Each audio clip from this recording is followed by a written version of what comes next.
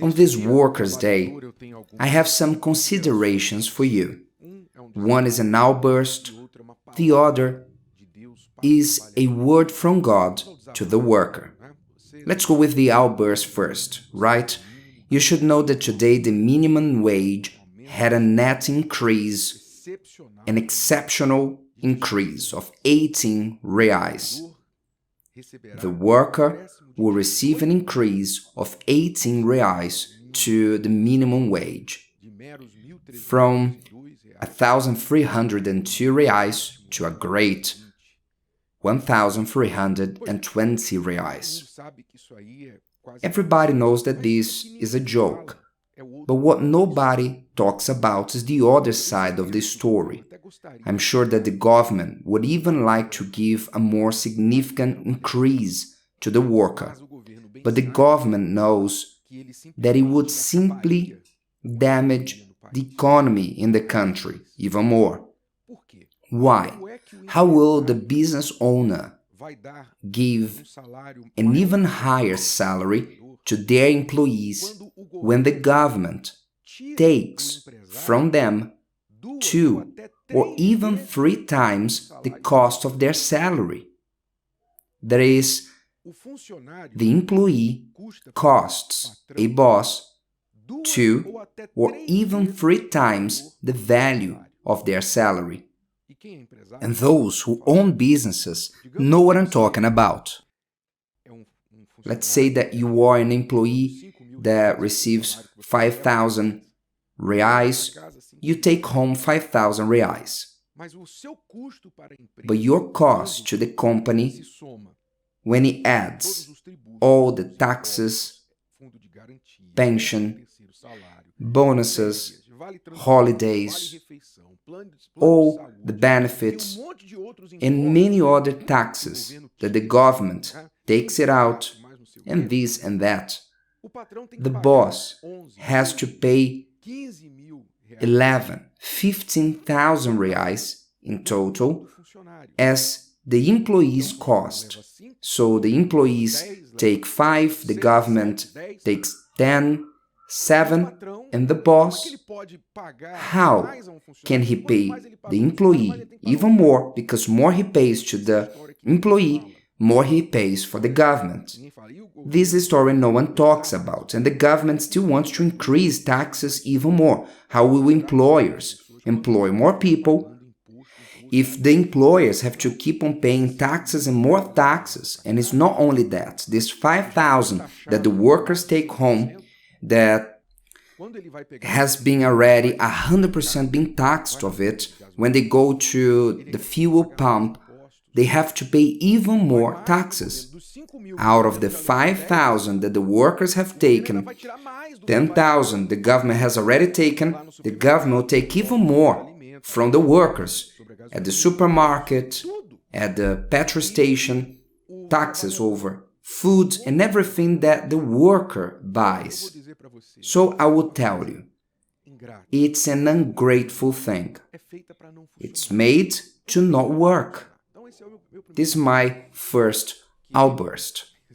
If you want a solution, try not to vote for governments that will raise taxes in the next elections.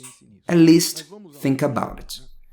Now let's go to the other side of this story. Let's go to the Word of God, which is what matters to you, that can really change your life, that you have the control to do something about it. Psalm 128, which is the Psalm of the worker, is a psalm that every worker who wants to learn from the ways of God must meditate on and practice naturally.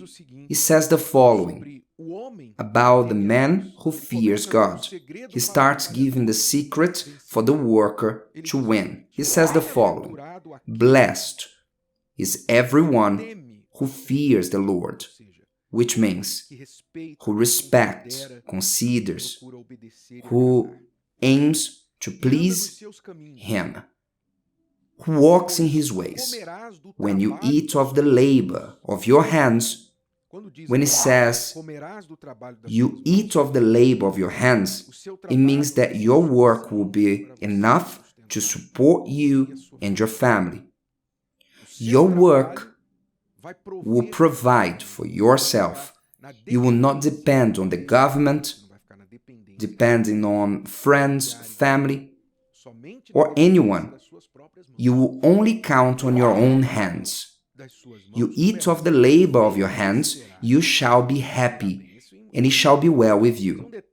This is an essential point, because many people even eat from the labor of their hands, but they are not happy.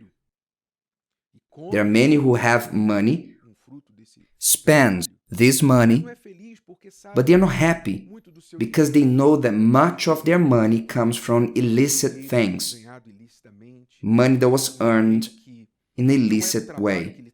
It's not a work that brings them pleasure. Many people work, but their work does not bring them pleasure or satisfaction. But the Word of God says that the man who fears God will be happy with the labor of their hands, and it shall be well with you. Their lives go well, of course, with battles and fights. This will reflect in your house as well, because what's the point of working, having money, and getting home and having no one to enjoy? You have a mansion, but it's empty. You have a wonderful car to drive alone, to drive through the city alone. It makes no sense. So this man who fears the Lord, when he works and arrives at home tired, he arrives at home to a wife. And the woman who receives this husband at home, the one who fears God, receives the husband. You will be fruitful. As it says here, your wife shall be like a fruitful vine in the very heart of your house. Like a fruitful vine in the very heart of your house. What does this mean? Like a fruitful vine in the very heart of your house. What does this mean? It means something that is peaceful, because if you have a vine next to your house, it means that you open the door or the window of your house, you stretch out your hand and you grab a cluster of grapes. What a great thing! What a privilege!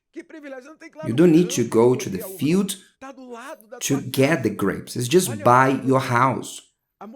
What a convenience. I say that a great marriage, a good marriage, is one of the greatest things one may have. Because for you to have a wife who takes care of you, a husband who takes care of you, who considers you, who's concerned with what you eat, what you're wearing, if you went to the doctor, how your health is, they take care of you. Look, is one of the greatest things that there is. And more is becoming greater. Because it's becoming rare. Nobody wants to take care of anyone. The husband does not want to take care of the wife of the husband. Is becoming a war, this marriage matter. Because those who fear God, they have this facility, and thanks God I have. And it has nothing to do with money. It has nothing to do with wealth, because there's many wealthy people who are divorced for 3, 5 times. They only have money. They have nobody. They arrive in the house, there's nobody there. There are many rich people who live in the office of the company. There's no reason for them to go home. They're a slave of their job. They're very rich, billionaires, but they live in the company's office. They are a slave. But the man who fears the Lord, it says, your wife shall be like a fruitful vine in the very heart of your house, your children like olive plants all around your table. Behold, thus shall the man be blessed who fears the Lord, which means it's a gift from God that men may provide to themselves, to not be dependent on anyone, that they may eat the fruit of the work of their hands. You who fear God, I speak to you, man, woman, who fear God, that you may learn that God gave you gifts, talents, for you to work and provide for yourself, for you to not be dependent on the help of anyone. Believe in your potential, on your talents, skills, invest on yourself, work for yourself, because as long as you work for other people, you will only be able to expect a salary. Unless you have a very safe job and a great salary, you won't have much in this life. Work for yourself. Produce that what God put in you for you to create and serve, for you to develop your talent. Think as the head, not as the tail. Think as an entrepreneur and not just as an employee who clocks in and clocks out and will go home with the salary, spend it all before the next payday.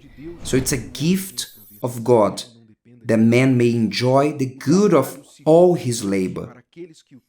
Work for God, for those who fear Him, is something that brings pleasure, joy. Tiredness to the body arrives at home tired at the end of the day, but the mind is satisfied. Work for the man who fears God brings satisfaction to the mind and also to the pockets. Don't forget that. But to the one who does not fear God, who does not serve, does not follow the rules of God, work, it's like slavery. It only brings money. But with money, it comes bitterness, sorrow. With money comes problems. At times, the destruction of the family is at work, that the man betrays the woman betrays the man.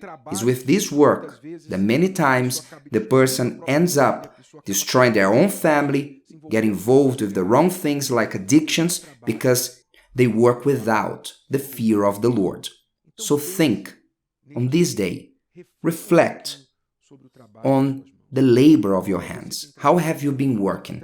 Have you been working to serve your money or to serve God, the true God, who takes pleasure on making the worker prosperous, happy, and blessed in his own home? If today's video helped you and you know someone that could benefit from it, share it with them, and if you haven't subscribed to the channel, you may do so now. See you later.